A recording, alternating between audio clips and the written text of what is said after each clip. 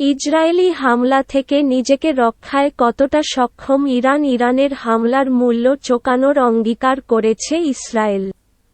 চলতি মাসের শুরুর দিকে সিরিয়ায় ইরানি দূতাবাসে ইসরায়েলের প্রাণঘাতী হামলার পর প্রতিশোধ হিসেবে গত শনিবার দেশটিতে নজিরবিহীন ড্রোন ও ক্ষেপণাস্ত্র হামলা চালায় তেহরান। তেহরানের হামলার পর সংযম দেখাতে ইসরায়েলের ওপর শুরু হয় আন্তর্জাতিক কূটনৈতিক চাপ। এই অবস্থায় ওই হামলার সম্ভাব্য জবাবের ধরন নিয়ে বিতর্ক করতে কয়েকবার বৈঠক করেছে ইসরায়েলি যুদ্ধকালীন মন্ত্রিসভা। ইতিমধ্যে ইসরায়েলি সেনাপ্রধান হার্জি হালেভি বলেছেন, সামরিকভাবে ইরানকে জবাব দেওয়াটা নিশ্চিত। তবে ইরানের প্রেসিডেন্ট রাইসিও চুপ করে থাকেননি। যদি ইসরায়েল ইরানের মাটিতে সরাসরি সামরিক হামলা চালানোর সিদ্ধান্ত নেয়, তবে তাকে ধ্বংসাত্মক ও কড়া জবাব দেওয়া হবে বলে গতকাল বুধবার হুমকি দিয়েছেন তিনি। এখন ইসরায়েল যদি হামলা করেই বসে, তবে ইরান নিজেকে কতটা কার্যকরভাবে রক্ষা করতে পারবে তা নিয়ে গুঞ্জন উঠেছে।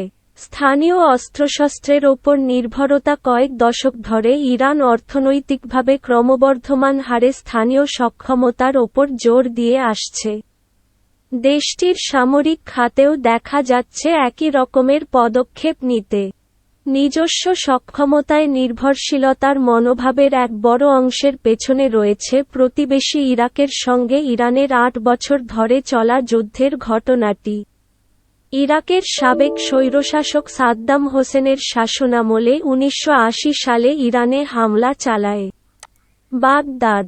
তাকে সামরিকভাবে সমর্থন দেয় যুক্তরাষ্ট্রসহ বিদেশি কিছু শক্তি। ইরানের কাছে সর্বোচ্চ দূরপাল্লার যে ক্ষেপণাস্ত্র প্রতিরক্ষা ব্যবস্থা রয়েছে, তা স্থানীয়ভাবে তৈরি বাভার -৩৭৩। এক দশক ধরে উন্নয়ন কাজ ও পরীক্ষা-নিরীক্ষার পর ২০১৯ সালে এটি সক্রিয় করা হয়। এর পর থেকে এটির উল্লেখযোগ্য উন্নয়ন ঘটানো হয়েছে। এরই মধ্যে দশকের পর দশক যুক্তরাষ্ট্রের নেতৃত্বাধীন পশ্চিমা দেশগুলোর নানামুখী নিষেধাজ্ঞা ও অবরোধের কবলে পড়েছে ইরান। এতে তার আকাশপথের আধিপত্য এখন পর্যন্ত বড় ধরনের চ্যালেঞ্জের সম্মুখীন। দেশটির বিমানবাহিনীতে আছে জঙ্গি বিমান ও অন্য সমরাস্ত্র। এর মধ্যে যুক্তরাষ্ট্রের নির্মিত F-৪ ও F-৫ যুদ্ধবিমান রয়েছে। এগুলো আবার ১৯৭৯ সালে ইরানে সংঘটিত ইসলামী বিপ্লবের আগের সময়কার।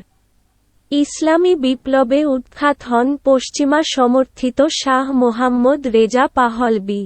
গত শনিবার রাতভর ইসরায়েলে শত শত ড্রোন ও ক্ষেপণাস্ত্র হামলা চালায় ইরান। ছবি রয়টার্স। ইরান এখন রাশিয়া নির্মিত সুখোই ও মিগ যুদ্ধবিমানের ওপর অনেকটা নির্ভরশীল। যুদ্ধবিমানগুলো সাবেক সোভিয়েত আমলের। অবশ্য ইরানের বিমানবাহিনী মার্কিন নকশায় সায়কাহ ও কাউসারের মতো যুদ্ধবিমান তৈরি করছে। ইসরায়েলের মোতায়েন করা শীর্ষস্থানীয় যুদ্ধবিমান F-৩৫ এর সঙ্গে এগুলো সামঞ্জস্যপূর্ণ বলে মনে হয় না। রাশিয়া নির্মিত ২৪টি Su-৩৫ যুদ্ধবিমান নিয়ে কিছুকাল ধরে চলা সমঝোতা ইরানের বিমানবাহিনীকে পুনরুজ্জীবিত করতে পারে উল্লেখযোগ্যভাবে, কিন্তু দেশটির শক্তিশালী আকাশ প্রতিরক্ষা ব্যবস্থার প্রয়োজনীয়তা এটি মিটিয়ে দেবে না। দূরপাল্লার ক্ষেপণাস্ত্র ব্যবস্থা। ইরান উচ্চাভিলাষী ক্ষেপণাস্ত্র কর্মসূচি হাতে নিয়ে তার পুরনো যুদ্ধবিমান বহরের কারণে সৃষ্ট ক্ষতি কাটিয়ে ওঠার চেষ্টা করছে। এর ধারাবাহিকতায় তেহরান বিশেষভাবে নজর দিয়েছে আকাশ প্রতিরক্ষা ব্যবস্থা জোরদারে। এর বাইরে কিছু বিমান ঘাঁটি, ক্ষেপণাস্ত্রের গুদাম ও পারমাণবিক স্থাপনা গহীন পার্বত্য অঞ্চলে গড়ে তুলছে তারা। ইসরায়েলকে যুক্তরাষ্ট্রের দেওয়া বাংকার বিধ্বংসী অস্ত্র থেকে এগুলো রক্ষা করাই এ পদক্ষেপের লক্ষ্য। ৬ মাস ধরে গাজা যুদ্ধে যুক্তরাষ্ট্রের সরবরাহ করা বাংকার বিধ্বংসী বোমা ব্যাপকভাবে ব্যবহার করেছে ইসরায়েল। আরও পড়ুন ইরানের কাছে সর্বোচ্চ দূরপাল্লার যে ক্ষেপণাস্ত্র প্রতিরক্ষা ব্যবস্থা রয়েছে তা স্থানীয়ভাবে তৈরি বাভার -373। এক দশক ধরে উন্নয়ন কাজ ও পরীক্ষা নিরীক্ষার পর 2019 সালে এটি সক্রিয় করা হয়। এর পর থেকে এটির উল্লেখযোগ্য উন্নয়ন ঘটানো হয়েছে। 2022 সালের নভেম্বরে উন্নত সংস্করণের বাভার -373 ক্ষেপণাস্ত্র ব্যবস্থার প্রদর্শন করেন ইরানি কর্মকর্তারা। সে সময়ে তারা বলেন, এর রাডার শনাক্তকরণ ব্যবস্থা 350 কিলোমিটার (217 মাইল) থেকে 450 কিলোমিটারে (280 মাইল) উন্নীত করা হয়েছে। বর্তমানে আধুনিক সাদ-4B ভূমি থেকে আকাশে নিক্ষেপণযোগ্য ক্ষেপণাস্ত্র যুক্ত করা হয়েছে দূরপাল্লার এই ব্যবস্থায়। এই প্রতিরক্ষা ব্যবস্থা 400 কিলোমিটার পর্যন্ত দূরপাল্লার ব্যালিস্টিক ক্ষেপণাস্ত্র, ড্রোন ও স্টিলথ জঙ্গি বিমান সহ বিভিন্ন লক্ষ্যবস্তু শনাক্ত করতে পারে। একসঙ্গে 60টি লক্ষ্যবস্তু শনাক্ত ও 300 কিলোমিটার (186 মাইল) পর্যন্ত দূরের 6টি লক্ষ্যবস্তুতে আঘাত হেনে তা প্রতিহত করা সম্ভব এই ব্যবস্থায়। ইরানের রাষ্ট্রীয় সংবাদমাধ্যমের খবর, এই ক্ষেপণাস্ত্র প্রতিরক্ষা ব্যবস্থা রাশিয়া নির্মিত S-300 ব্যবস্থার চেয়ে কোনো ক্ষেত্রে বেশি কার্যকর। এমনকি এটি বর্তমান বিশ্বে সবচেয়ে আধুনিক প্রতিরক্ষা ব্যবস্থাগুলোর একটি S-400 এর সঙ্গে তুলনীয়।